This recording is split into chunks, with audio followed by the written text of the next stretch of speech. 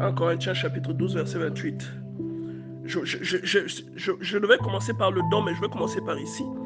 Parce que je vois que cette parole a du potentiel. Ça va même nous expliquer quelque chose à propos des dons. La Bible dit que dans l'Église, Dieu établit premièrement les apôtres.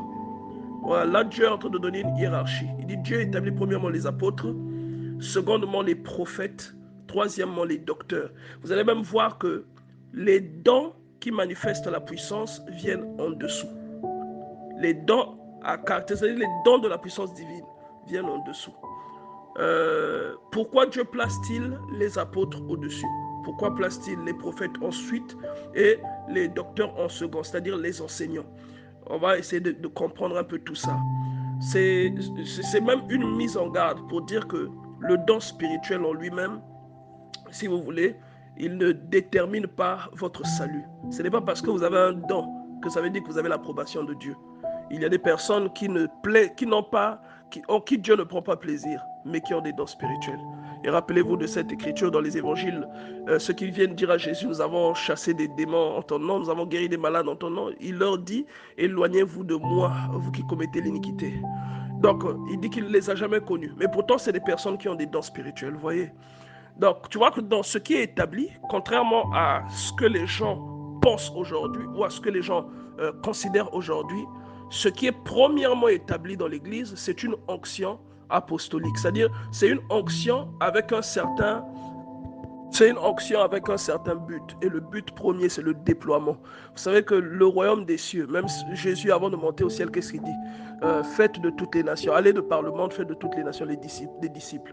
Dieu est donc le but premier, c'est que nous nous multiplions, comme il dit à Adam et Ève. La multiplication là, ce n'est pas seulement la fécondation, mais d'abord que le caractère et la nature, la mentalité divine se multiplient sur la terre. D'accord?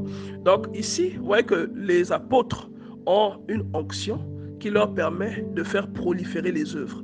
C'est-à-dire un apôtre, s'il visite un quartier par exemple, et qu'il annonce la parole là-bas, l'onction de Dieu qui est sur lui va faire que là où il a visité ce quartier, là où il a eu réunion avec les fidèles, les gens vont commencer à se rassembler là.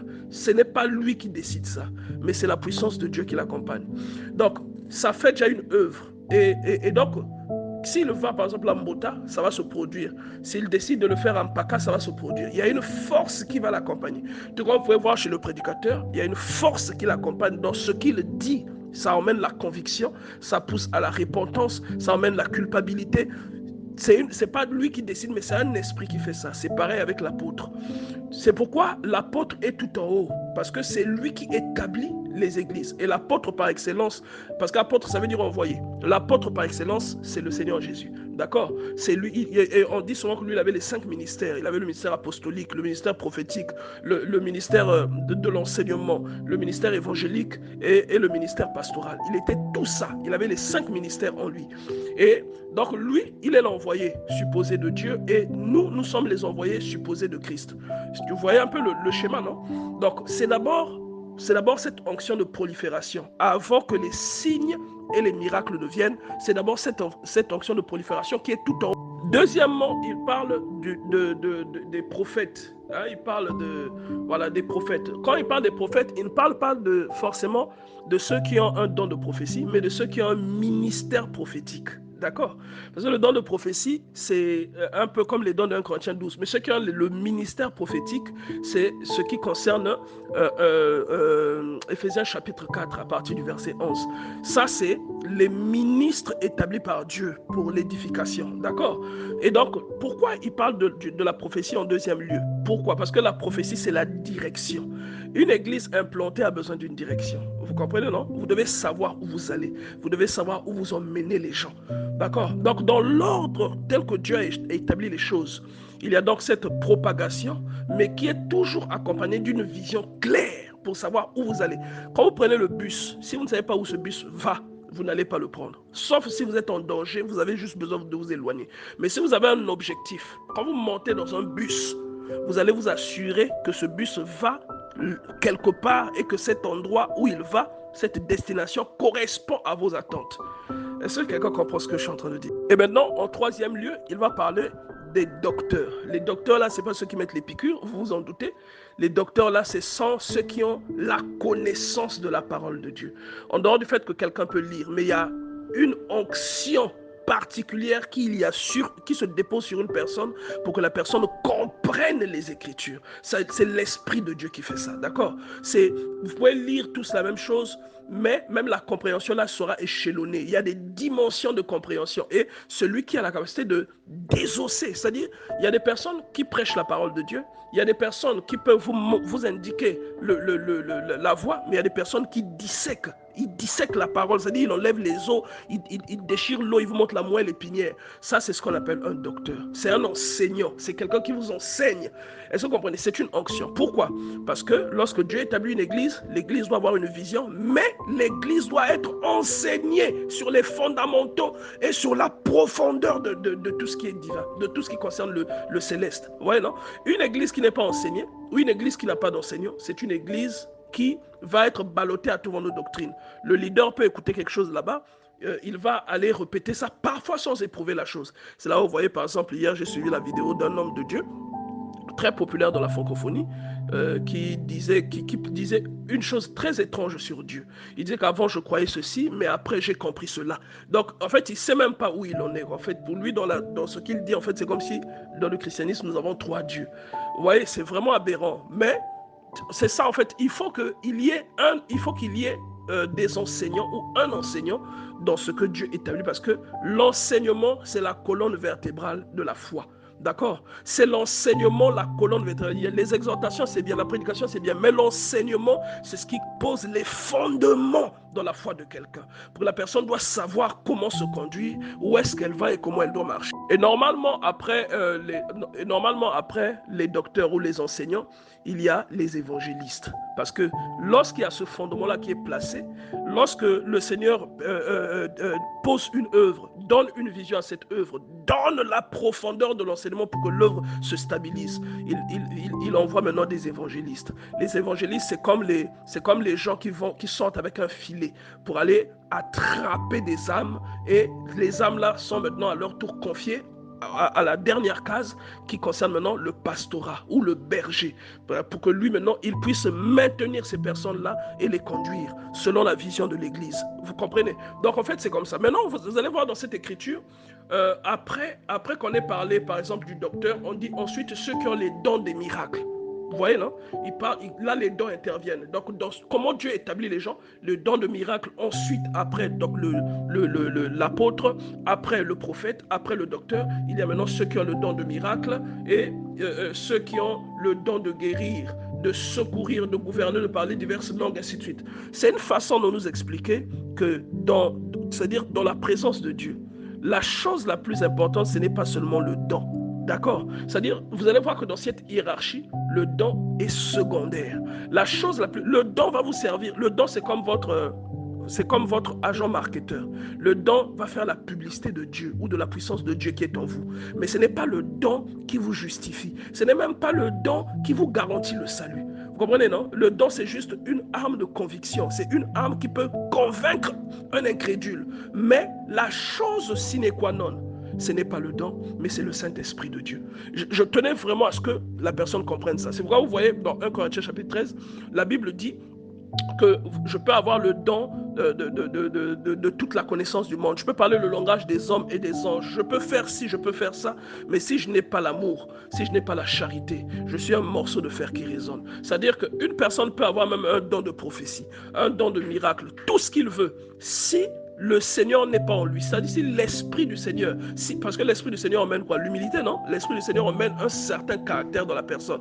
Si cet Esprit n'est pas là, le sceau de Dieu n'est pas dans la personne, tout ce que la personne a là ne sert à rien en fait. C'est comme un investissement qui sert à rien. Surtout que la Bible ajoute que les dons et les appels sont sans repentance. Vous pouvez avoir des dons spirituels, mais ce ne sont pas ces dons-là qui font que Dieu prend plaisir en vous. Le plaisir que Dieu va tirer de vous va dépendre de votre caractère vis-à-vis de la parole, de votre caractère vis-à-vis de la douleur de l'autre, de votre caractère vis-à-vis... Il y a plein de choses qui s'alignent. Est-ce que vous obéissez aux personnes qui sont établies au-dessus de vous? Il y a beaucoup de choses que le Seigneur va regarder avant de vous faire savoir qu'il prend plaisir en vous. C'est un peu comme un père dans la maison qui regarde son enfant s'il travaille bien. Un enfant peut travailler bien à l'école, mais s'il n'est pas obéissant. Vous voyez, la chose principale dans le rapport entre le père et l'enfant, c'est la considération que l'enfant a pour son père et l'obéissance due à son père. Parce que son père, il l'aime. Vous voyez, si un enfant travaille bien en classe, mais qu'il n'est pas obéissant à ses parents, en fait, le fait de travailler bien est totalement annulé. Et pourquoi, par exemple, quelqu'un peut avoir un don spirituel, mais il a besoin d'être enseigné, il a besoin d'être encadré, il a besoin d'avoir une vision. Je ne sais pas si vous comprenez, parce qu'un don spirituel, regardez, Dieu met l'apôtre, le prophète, le docteur au-dessus de celui qui se distingue, pas par un appel de ce type, mais juste par un don spirituel. Pourquoi il fait cela? Parce qu'un don spirituel qui n'est pas encadré, un don spirituel qui n'est pas managé, qui n'est pas accompagné par la doctrine adéquate, est un don spirituel qui devient une arme destructrice. C'est un don spirituel qui va diviser les familles, c'est un don spirituel qui va briser des mariages, c'est un don spirituel qui va produire des orgueilleux, c'est un don spirituel qui va emmener les gens dans des hérésies, c'est un don spirituel qui va faire naître l'apostasie. Il y a plein de choses qui vont naître d'un don spirituel qui n'a aucun encadrement, d'un don spirituel qui ne passe pas par les différentes cases supérieures que Dieu a préétablies. Est-ce que vous voyez, bien aimé? C'est là où vous voyez certaines personnes, il peut avoir un don spirituel, mais il n'écoute jamais ce qu'on lui dit. Il peut avoir un don spirituel et lui, il se base seulement sur ça. Il dit que Dieu m'a dit, mais il est dans l'erreur, mais il ne reconnaîtra jamais quand on lui dit qu'il est dans l'erreur parce qu'il a un esprit, il n'est pas brisé. Parfois, la personne n'est pas orgueilleuse, mais elle n'est pas brisée. Vous voyez, non? La plupart du temps, c'est un manque de fondement, un manque d'enseignement dans la vie de la personne. Et il y a beaucoup de personnes qui sont, par exemple, qui sont sorties des ministères prophétiques. C'est-à-dire, lui, la première personne qu'il a eu pour modèle, parfois c'est un prophète.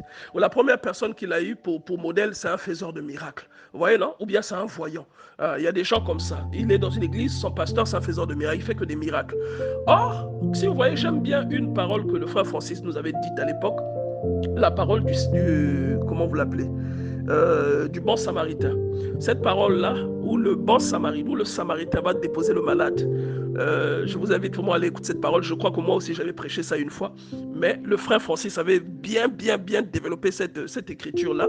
Il dit que quand il dépose le malade, il donne 2 sous. Il donne 2 sous à l'aubergiste. Et il lui dit de s'occuper de lui et jusqu'à son retour. Et les 2 sous-là sont l'esprit et la parole. D'accord? Et rappelez-vous, dans les séances Team League que nous avons eues, j'ai parlé du tabernacle. Et en parlant du tabernacle, j'ai parlé des 3 artefacts qui doivent accompagner la vie d'un croyant. Ces 3 artefacts, nous avons donc à gauche, quand vous entrez dans le tabernacle, nous avons le chandelier, d'accord, qui est le symbole du Saint-Esprit. En face de la personne qui était dans le lieu saint, nous avons la table des parfums, qui est la vie de prière. À droite de la personne, nous avons les pains de proposition, qui signifie la méditation ou le rapport à la parole, la consommation constante de la parole. Ouais, ce sont ces 3 éléments qui accompagnent la vie de quelqu'un qui prie. Et une personne qui a ces 3 éléments aura un esprit de discernement, elle aura aussi un esprit d'écoute et de soumission, parce que c'est Dieu qui établit les autorités, c'est Dieu qui établit les personnes qui sont au-dessus. Même lorsque cette personne ne comprend pas, si par exemple une personne placée au-dessus d'elle lui dit que ici ce n'est pas bon, la personne ne va pas se poser beaucoup de questions. Elle va d'abord se réorienter, ensuite chercher à comprendre. Mais vous avez remarqué que d'autres personnes, tout de suite, elles s'énervent, ou bien tout de suite, elles se... Je crois que vous comprenez ce que je veux dire. Il y a des attitudes que nous voyons vraiment partout, à plusieurs endroits et à plusieurs niveaux, qui développent souvent cet aspect-là. Et justement, cette hiérarchie disposée par Dieu est une sorte d'ordre qui normalement définit comment les choses doivent se passer dans un appel ou bien dans le corps de Christ. Et on peut même ajouter ceci, frère Francis, qu'une personne qui enseigne, c'est pourquoi même Dieu prédispose d'abord toutes tous ces ministères au-dessus avant d'introduire la question des dons. Parce qu'une personne, par exemple, qui est enseignée saura faire la différence entre un don de prophétie, entre un don de parole de connaissance, entre ces différents dons. Et même, par exemple, dans le don de prophétie, la personne saura qu'il y a le songe prémonitoire dedans. La personne saura, par exemple, que la prophétie, ce n'est pas seulement quand la personne se lève et commence à prophétiser comme ça devant tout le monde, qu'il y a des personnes qui prophétisent même dans la chanson. David prophétisait dans la chanson, dans les poèmes. Est-ce que vous voyez? Il y a des personnes qui prophétisent dans les écrits, des personnes telles que certains scripts tels que, comment vous l'appelez, Jérémie, en dehors du fait qu'il prophétisait verbalement, mais il y a des choses qu'il écrivait. Est-ce que vous voyez? Il y a il y a plusieurs types de prophètes, il y a plusieurs types de dons qui sont assimilés à la prophétie, mais aujourd'hui, la plupart des gens, ce qu'ils voient, c'est juste qu'il faut que quelqu'un, un voyant, qui te dit, ah non, hier tu es allé à tel endroit, voilà, tu as porté telle ceinture. Alors que ça, ce n'est pas forcément la prophétie. Vous voyez, bien aimé dans le Seigneur. Donc, il est important de parler de ces choses et de connaître ces choses parce que, vous savez, conduire les gens, c'est une très grande responsabilité et on n'est pas loin des hérésies. Lorsqu'on ne prend pas le soin de discuter de certaines choses, on peut induire des gens dans des erreurs. Et devant Dieu, une âme n'est pas négociable. Vous voyez, une âme n'est pas négociable. Donc c'est pourquoi, bien aimé dans le Seigneur, je voulais vraiment encourager quelqu'un, avant même de parler des dons, on parlait du don de guérison et du don de prophétie. Moi, j'englobe tout ça à l'intérieur. Ce sont des dons spirituels. Et les dons spirituels sont les agents marketeurs de Dieu. Vous allez remarquer Jésus, ce qui le distinguait, c'était la parole.